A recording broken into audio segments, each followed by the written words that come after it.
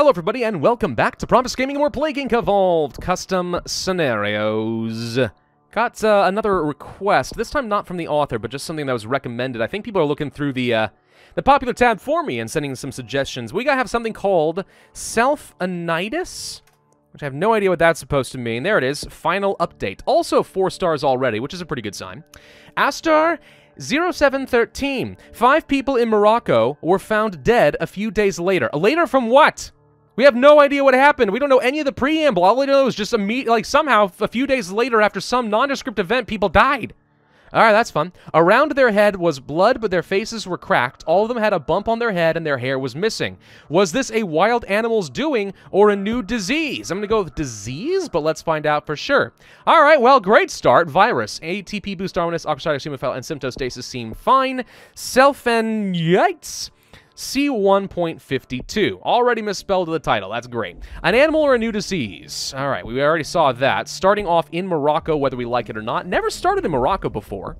I'm a little curious how this one's going to turn out. All right, transmissions. What do we got? Well, some basics that we're all familiar with, such as air, livestock, insect, blood, earthworms. Infected earthworms are controlled by the pathogen and dig underground to lay eggs. You know, I've never thought about it before. Do earthworms lay eggs? Maybe they do. I've never thought about it. Huh. Eggs 1. Gives pathogen ability to infect most types of eggs that animals lay. Increase infectivity, especially in human environments, and mutation. Alright, seems reasonable enough. So there's a lot of ways to stack up mutation chances, what I'm seeing here.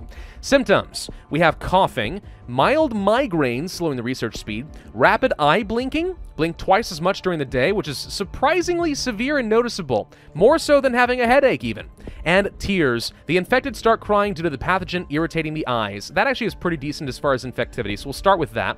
Then bleeding eyes. The infected cry blood due to the pathogen really irritating the eyes. I mean, freaking yeah, dude. I mean, you want to talk about irritation, that sounds like a subconjunctival bleed to me. Coughing, not very severe, pretty decent amount of infectivity. We'll go for that, and then probably sneezing. Infected sneeze due to really infecting the lungs. Okay. As opposed to before, where they were only slightly infecting the lungs. Morocco is considered to be rural, poor, hot, and arid. Okay, good to know as far as what transmissions to go for. Still think sneezing is probably worth it. Then we have painful breathing, which is actually lethal. The infected are in pain when breathing, which, it so happens, encourages them to stop breathing, which is how they plop over dead. No, that's not how it works at all. I do think we want to go for maybe air and maybe also insects. That wouldn't be too bad. Blood is still a pretty decent choice starting off in Morocco, but it's not going to do us a lot of good once we get into Europe, which I'm hoping is going to happen soon-ish. Let's go for the air. Mild migraines mutated on its own. Right, I did forget. Okay, so like last scenario, we had barely any mutations. This time around, with Darwinus and a virus type, we should have a fair bit. So I need to be mindful of not getting too aggressive in the symptoms, because the mutation chance might just come back and bite me. Let's go for the insects. This is still pretty good in most of Africa because most of it is considered to be hot anyway. So I'm fine with that. We don't necessarily need to get the blood. And it can work and transmit me over to places like India and stuff, and South America. That's pretty decent. Do we want to go for the earthworms?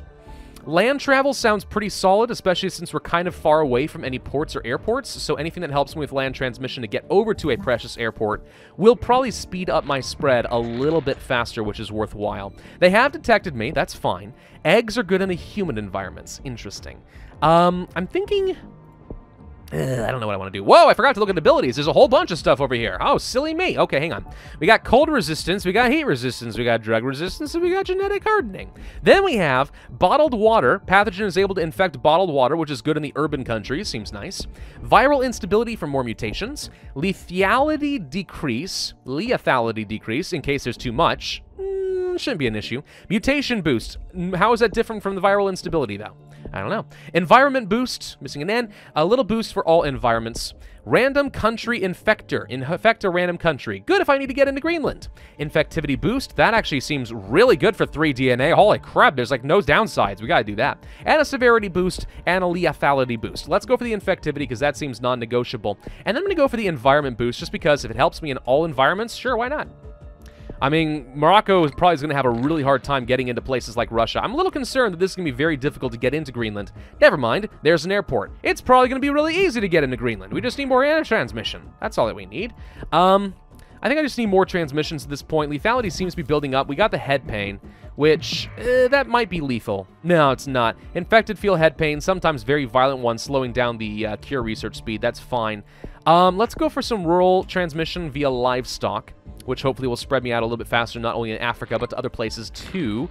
Still having a really hard time getting onto a meaningful airport or boat.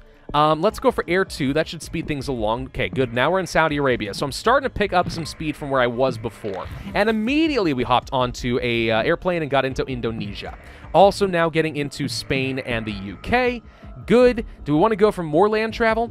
Would I want to go for humid? I don't see anything that increases boat transmission, which is a little concerning. Let's go for the insects for even more hot transmissions. We spread faster south of the equator. We may struggle a little bit in the wealthy countries, and this is where I'm going to need some drug resistance, and I'll also pick up Bottled Water 1 for the urban transmission as well, which counts for most of Europe. In fact, it might be all of Europe.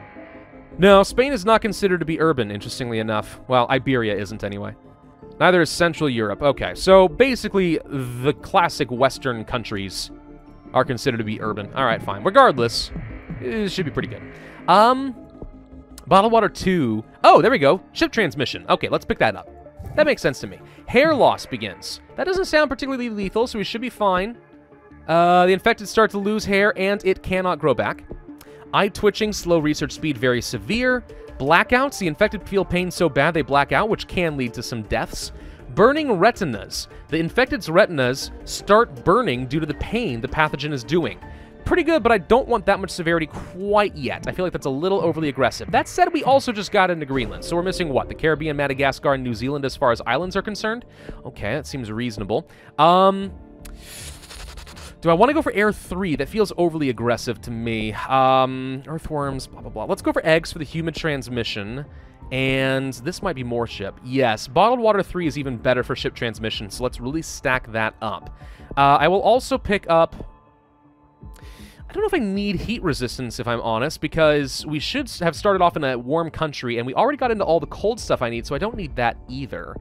Drug resistance level 2 could be good, or we could focus on some mutation chance. We did get into New Zealand, so really for me, I think it's a question of can we get into the Caribbean? And for that, let's go ahead and pick up some drug resistance to spread faster in the USA. Not that their healthcare system is supposed to be particularly good anyway, right? Ha ha ha. Relevant conversation. Madagascar. Nothing is shut down, except for the airport in Indonesia. So I think there's a good chance that we get into Madagascar with no issue. Let's not forget that I do have the ability to infect a random country, so if I can just get into one, I'm not worried about it anymore.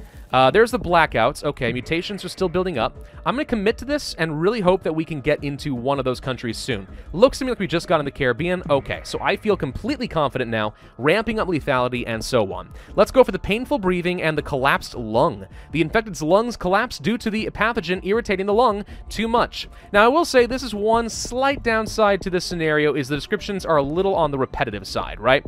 So you got coughing due to irritating the lungs, then really infecting the lungs, then it's painful, then it's too painful. It's like, all right, I think I got it. It's a little bit of a sneaky way of getting extra symptoms in when they probably don't need to be there.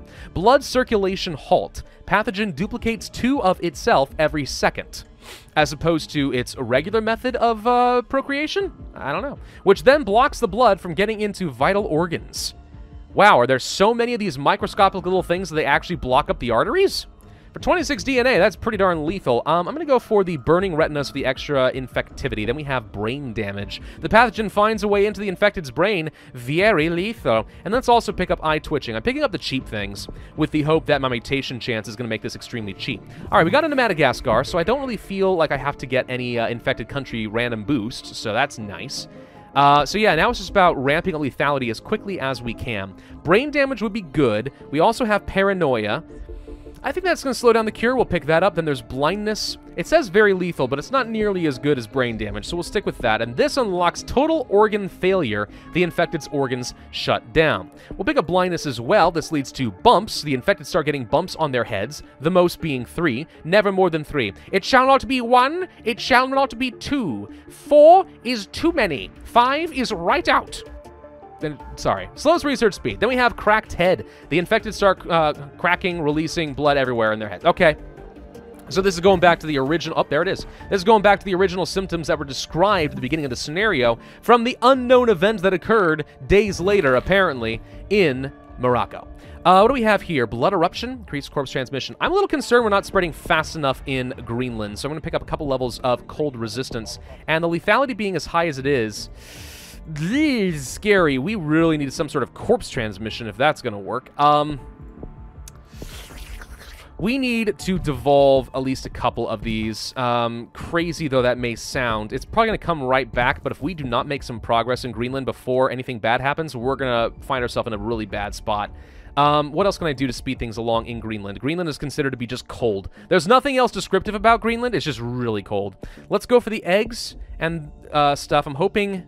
I was hoping that maybe, like, worms and stuff devouring on the flesh of the dead was going to lead to corpse transmission, but that did not happen.